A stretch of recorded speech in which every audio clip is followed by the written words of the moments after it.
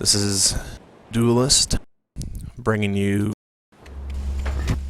this special edition of Chaos March at 3 a.m. UTC on Saturday, November 15th. This is a continuation of the Capellan Partisans attack on the planet Sarna, owned by the Sarna Supremacy.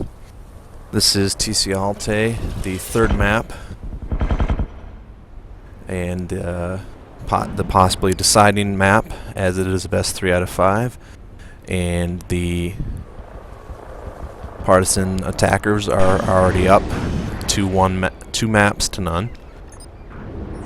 So if the partisans are successful in their attack on this map, they will take the planet and leave the Sarna Supremacy with only 1 planet remaining, which is not good for the Sarna Supremacy because they have every other faction in the game has at least 4 planets, and there are a total of 30 planets on this star map. You can see that Burner's team is ready here. 2 avatars, a Festus, and 3 avatars and a Festus.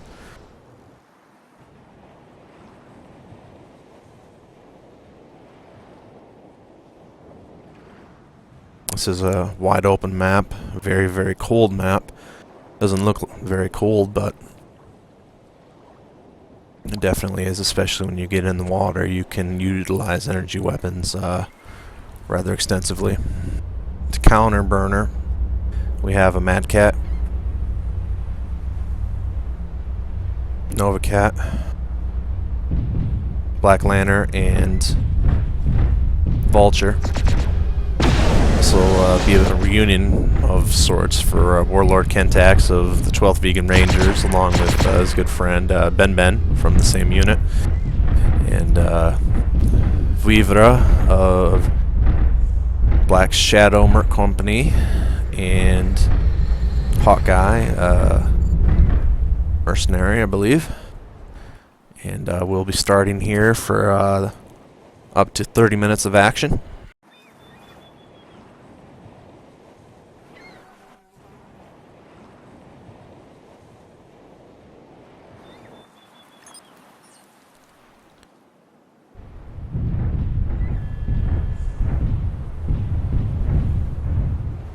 And we're underway. This map can play well, definitely for long range, but depending on how you engage the enemy, it can be played for medium and short range as well. Speed can certainly help. Personally, I like to take a hovercraft and float around on the water, because as a mech you slow down when you get under that deep water. Burner's team will have good radar range with that Festus and be able to see the enemy pretty quickly. It doesn't have the greatest of defenses as a hovercraft, but it is definitely still a very useful tool. It certainly can do damage over time.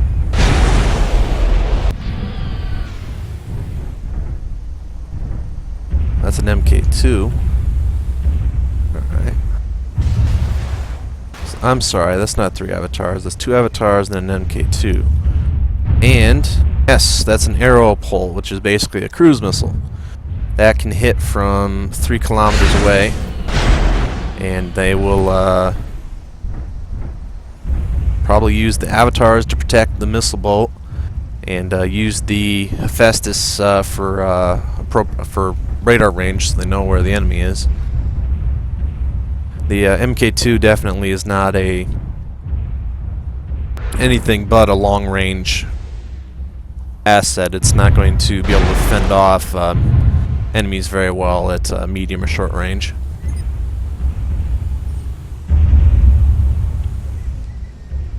Arrow missiles usually need about 800 meters or more to effectively track. Looks like they might be headed for the D3 base here, which is this base over here. It's a very advantageous area, good cover, elevation if you wanted, and you can see pretty well. In fact, I wouldn't be surprised if they were headed for this spot right here, because you can see a long ways out and can hit pretty far. Now where they're at right now is not a terrible spot either. You can see a long ways, and the MK2 can always move up onto this little crevice thing if it needs more elevation. Looks like they're going to sit here for now and wait for the enemy. Meanwhile, let's see what the Kentax-led team is up to.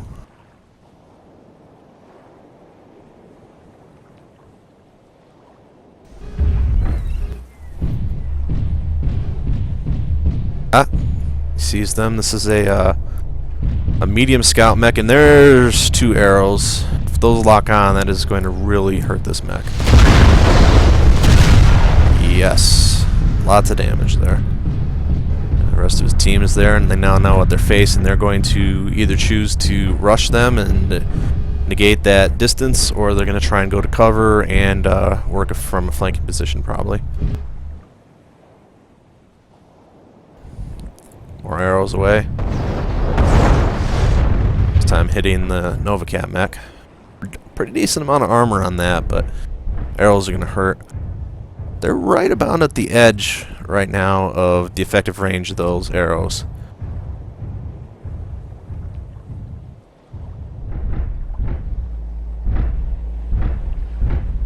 Ben looks like he's possibly positioning for trying to utilize some long-range weapons in the other mechs.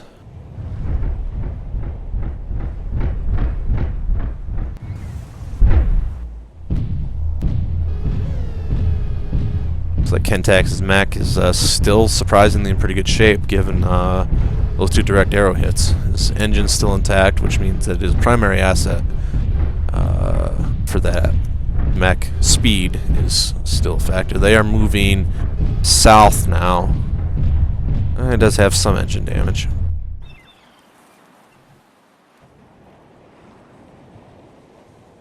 And looks like the Novacat, well, pretty decently armored and lots of outstanding firepower, but all concentrated in those arms, is trying to get some cover here. Here come 2 cruise missiles. He's already taken 2. This could hurt.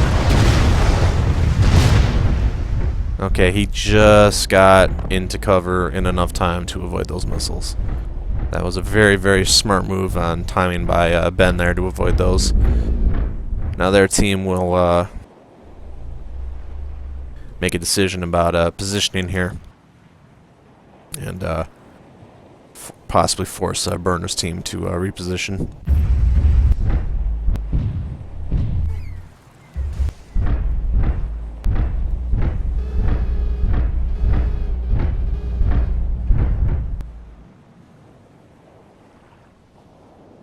Yes, they are slightly repositioning. They're sending one of their avatars forward to utilize his radar range, probably to try and find the enemy.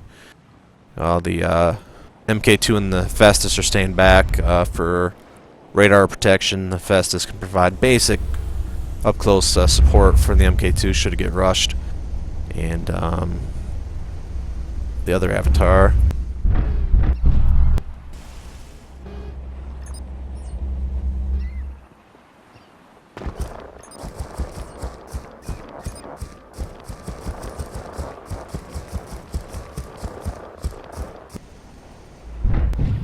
looks like we might have had a crash. If so, the pilot, because there's already been first contact, must go back on foot to their mech. And if it doesn't get destroyed, they are allowed to re-enter it.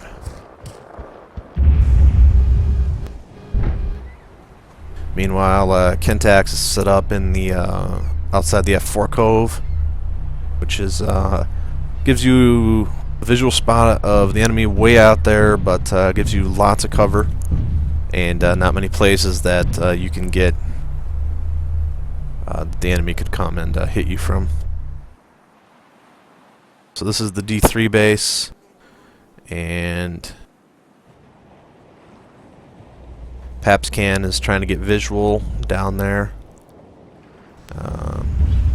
Looks like Burner's still working back towards his asset. Looks like that they're going to move the MK2 and the Festus up a little bit. Okay, Burner has made it back to his avatar. That was definitely a crash. So now Papscan is trying to get visual on the enemy.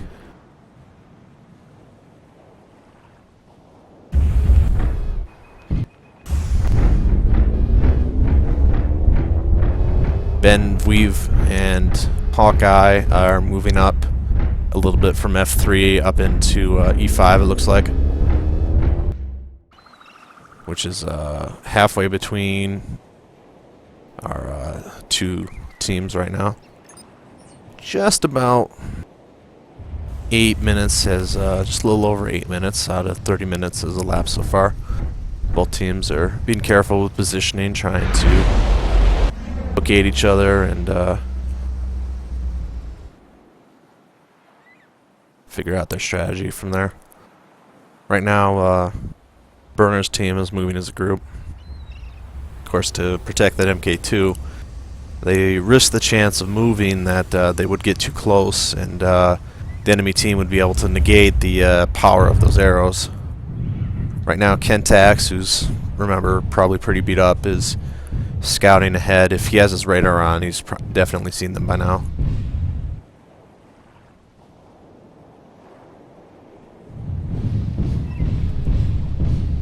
Okay, he should have visual now. He probably saw the Festus. He's engaging his mask to escape back to his group.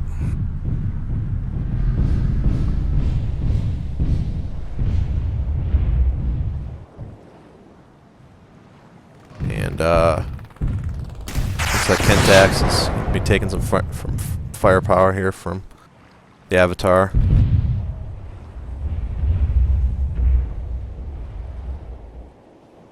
The MK2 is moving up a little bit.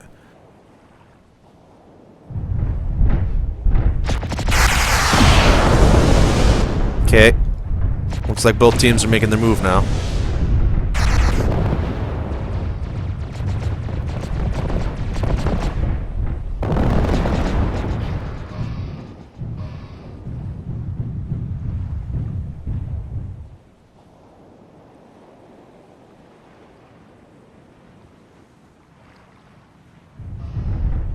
See, they're both teams are sticking together.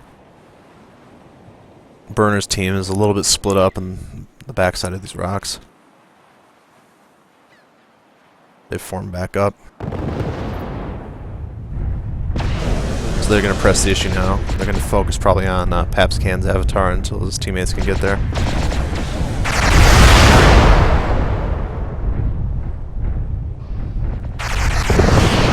They'll try to move the MK2 up here.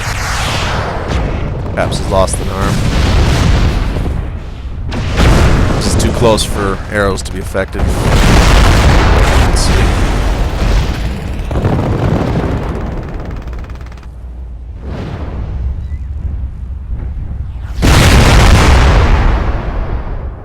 Papscan is down.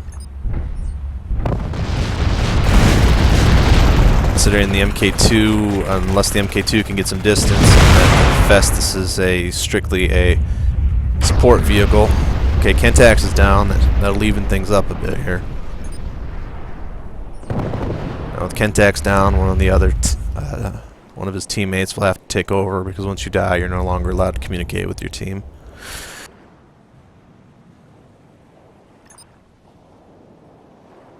So probably Ben will take over on helping his team figure out what to do from here. Ben has lost an arm, which in a Novacat, all of your weapons are usually in your arm. It's going to take some power away. These arrows, one of the two arrows hit Hawkeye. Hawkeye's pushing forward. Mad Cat's got a lot of endurance and firepower, but so if those arrows keep hitting here, depending on how damaged Vic is.